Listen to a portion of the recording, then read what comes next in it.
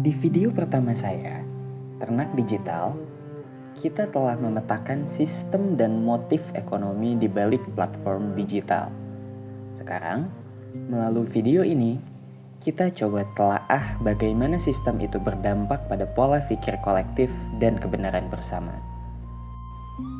Disadari atau tidak, makin kesini semakin terasa kuat keberadaan sebuah paradoks yang tumbuh bersamaan dengan meluasnya digitalisasi. Kelimpahan informasi justru mendangkalkan pemahaman. Informasi dari seluruh dunia ada di genggaman tangan, selalu update dan tanpa mengenal libur. Tetapi di saat yang sama, kebenaran semakin sulit untuk didapatkan. Kita terhubung kemana-mana, tapi pemahaman kita terkotak-kotak, terfragmentasi secara kognitif. Jika kamu merasakan fenomena ini, sama seperti saya, berarti kamu tidak sendiri. Melalui konten ini, mari kita jelajahi mekanisme pembentukannya, dari lingkaran antara produksi dan konsumsi informasi, peran katalisator algoritma, hingga gambaran masyarakat yang terbentuk sebagai implikasinya. Saya tidak bermaksud mengajak kamu untuk parno, tapi mengajakmu untuk melihat proses yang bekerja di balik permukaannya. Pengamatan kita akan memberi gambaran bagaimana digitalisasi diam-diam membentuk peradaban kita.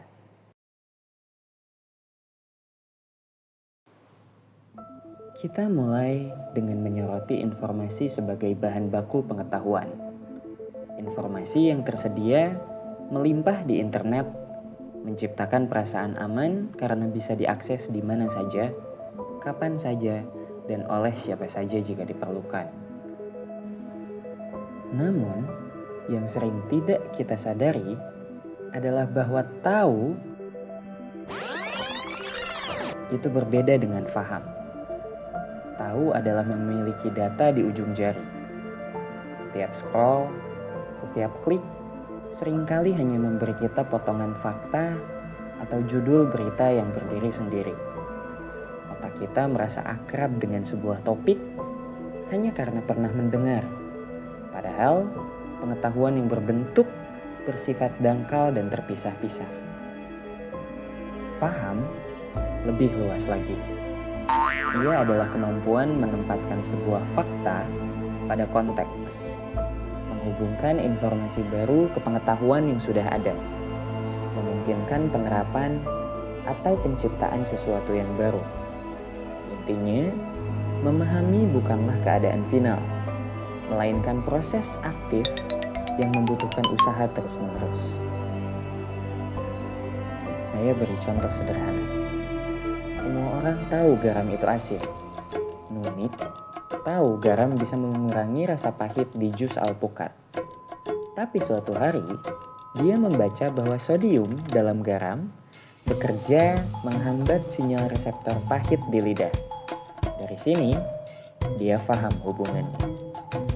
Dengan pemahaman tersebut, dia pun berinovasi, menambahkan sedikit garam pada jamu pahit agar anaknya mau meminumnya. Setelah sebelumnya mencari tahu takaran yang dibolehkan agar khasiat jamunya tidak rusak. Dengan demikian, paham dalam contoh ini adalah kemampuan nunik untuk tidak sekedar mengkoleksi fakta, tetapi memasukkan dan menguji setiap fakta tentang rasa, mekanisme kimia, dan takaran ke dalam sebuah kerangka konteks yang dia bangun sendiri, yang terdiri dari konteks ilmiah, pengalaman, tujuan praktis, serta batasannya. Proses aktif menghubungkan titik-titik itu sendiri adalah proses menyusun konteks. Tanpa konteks yang dibangun secara sadar, titik-titik informasi akan tetap terpencar dan tidak menghasilkan tindakan yang tepat dan inovatif seperti yang dilakukan Nuni. Inilah ancaman terbesarnya, hilangnya kemampuan dan kesabaran untuk membangun konteks di tengah melimpahnya informasi yang terfragmentasi.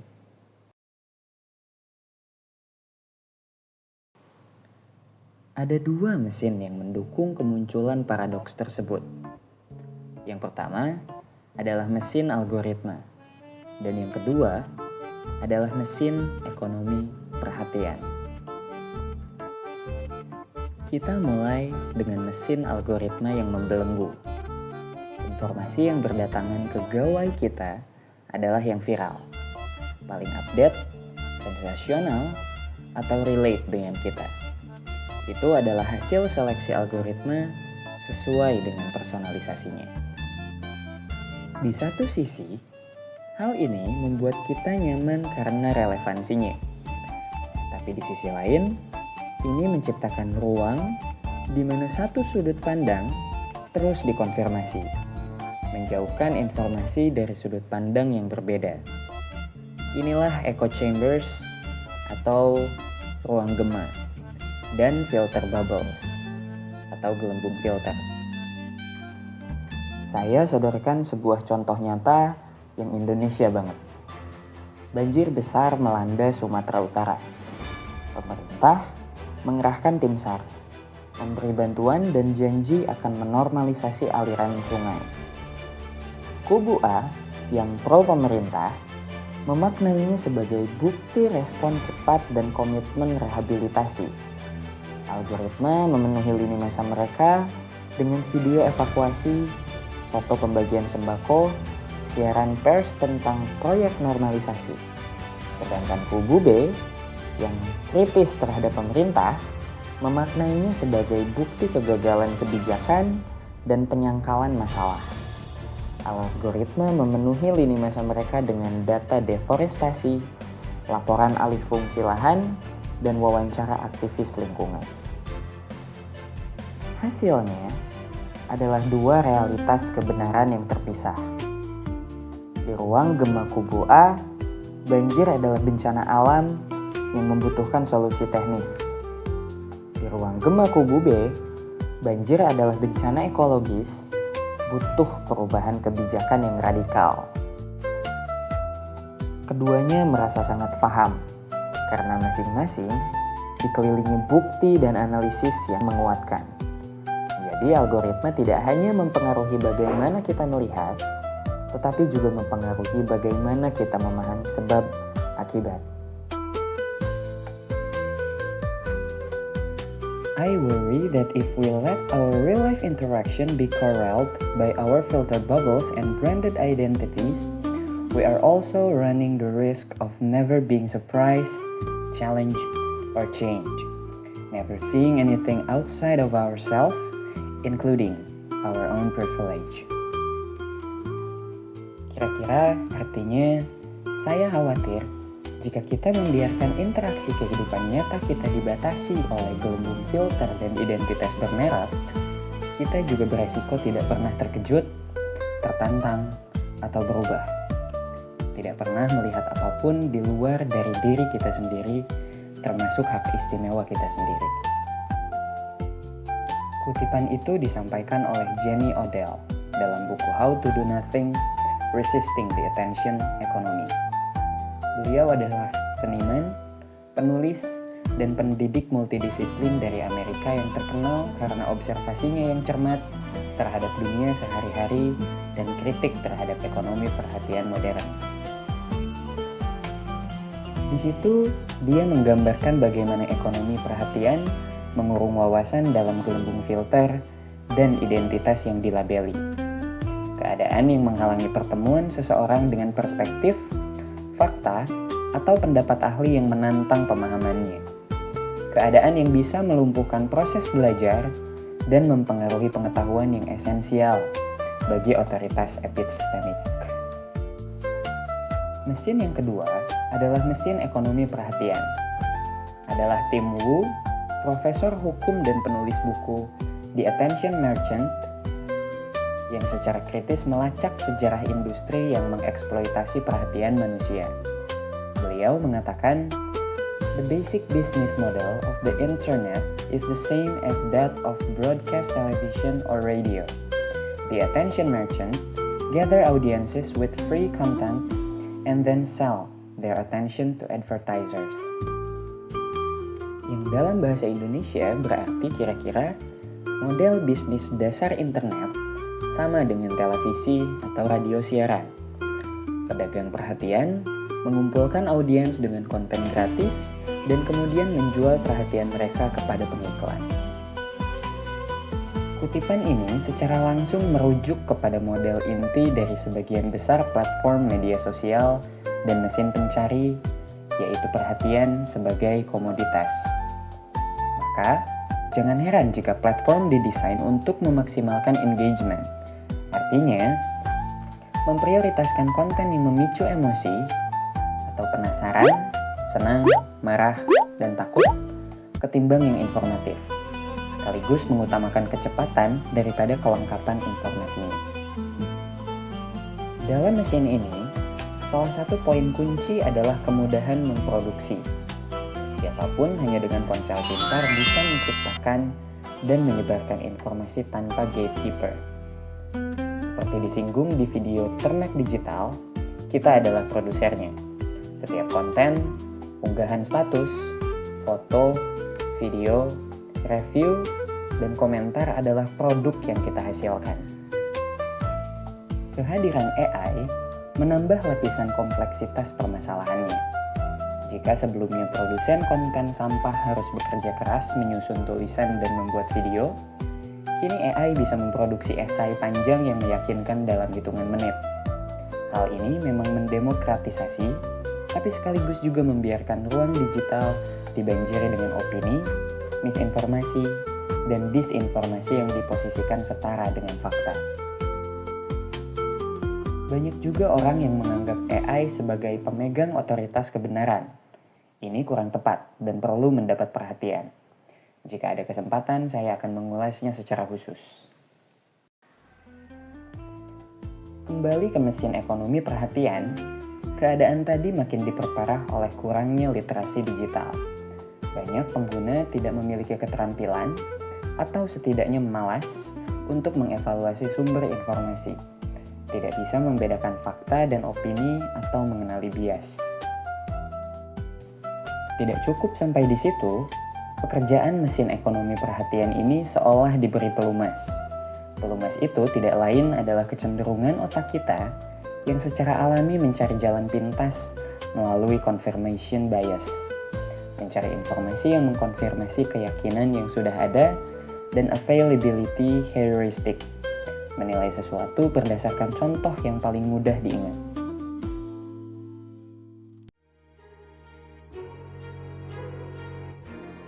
Di tahap selanjutnya, terbentuklah sebuah siklus infernal. Bahan cacat bertemu saringan rusak yang didorong oleh mesin pemburu perhatian. Ketiga komponen ini saling mengunci.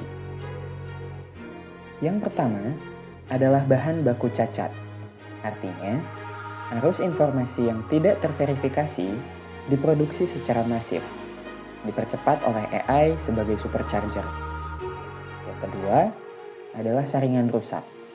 Defisit literasi digital membuat banyak orang tidak bisa membedakan fakta dari retorika.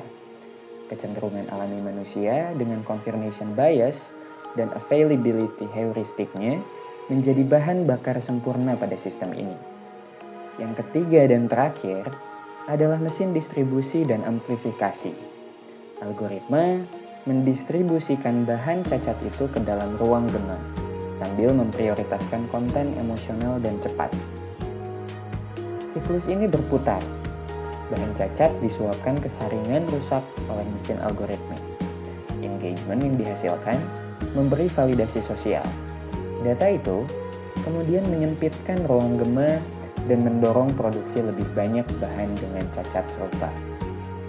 Dalam siklus ini, pemahaman mendalam yang rumit membutuhkan waktu dan seringkali tidak membuat nyaman. Kalah. Yang menang adalah informasi yang cepat, mudah, menyenangkan dan mengukuhkan keyakinan yang sudah ada di kepala.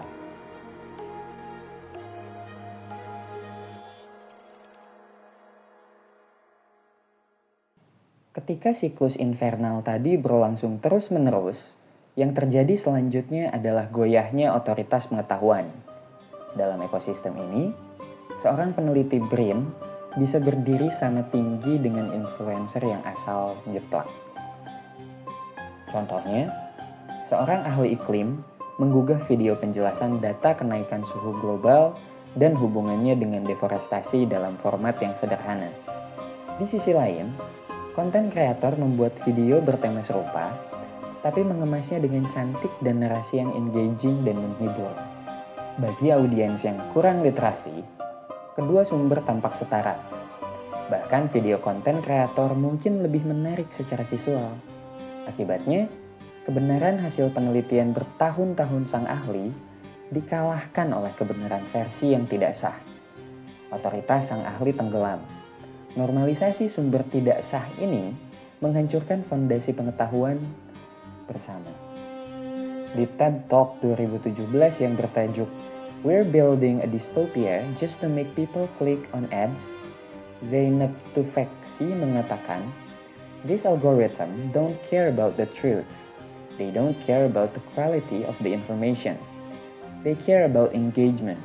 They care about capturing your attention, because if they capture your attention, they can show you more ads." Yang kurang lebih artinya, algoritma-algoritma ini tidak peduli dengan kebenaran. Mereka tidak peduli dengan kualitas informasi, mereka hanya peduli dengan keterlibatan.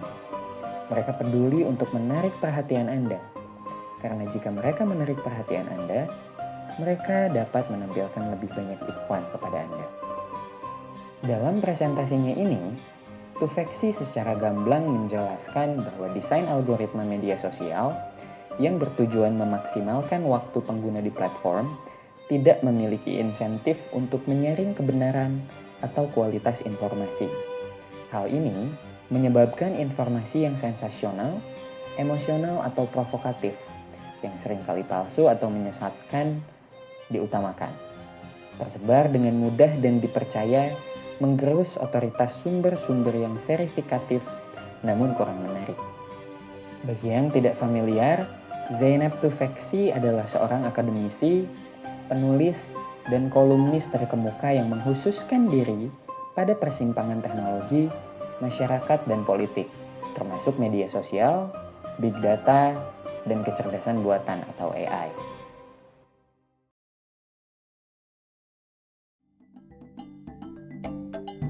Alhasil, ketika siklus infernal ini berputar setiap hari di miliaran layar, yang terbentuk bukan hanya kebiasaan individu, tapi norma kolektif yang baru.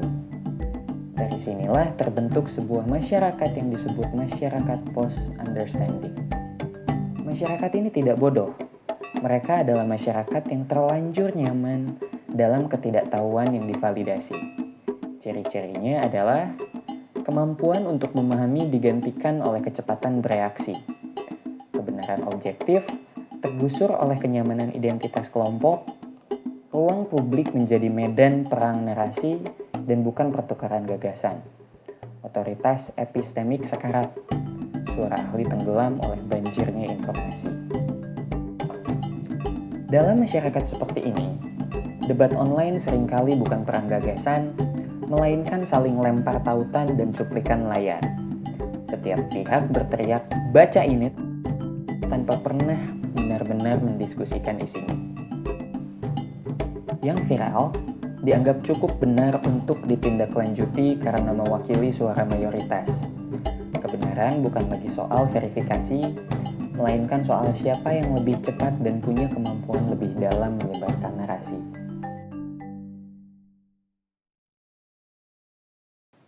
Akhirnya, peradaban telah membangun sebuah labirin digital yang rumit, di mana setiap lorong dirancang khusus untuk membuat nyaman penghuninya. Kita diberi makan informasi yang sesuai dengan selera kita. Diajak berekreasi dengan emosi yang akrab dan diyakinkan bahwa kita adalah pihak yang benar. Yang ironis adalah bahwa labirin ini tidak pernah membuat kita merasa perlu mencari jalan keluar, karena kita tidak merasa sedang terperangkap. Sebelum mengakhiri videonya, saya ingin mengajukan 3 pertanyaan untuk direnungkan. Dalam 24 jam terakhir, berapa banyak informasi yang kamu konsumsi karena ingin tahu atau karena algoritma memberitahu? Kapan terakhir kali kamu sengaja mencari sudut pandang yang bertentangan dengan keyakinanmu? Dan jika jejak digitalmu adalah diri virtual, apakah diri itu mewakili keseluruhan identitasmu atau hanya potongan yang berhasil dicatat algoritma? Pertanyaan-pertanyaan itu tidak butuh jawaban instan, tetapi butuh keheningan. Sesuatu yang justru semakin langka di dunia yang penuh suara ini. Kesadaran bahwa kita berada di sebuah labirin adalah langkah pertama. Langkah selanjutnya, mencari jalan keluar, yang mana adalah tantangan terberat yang harus kita lakukan bersama.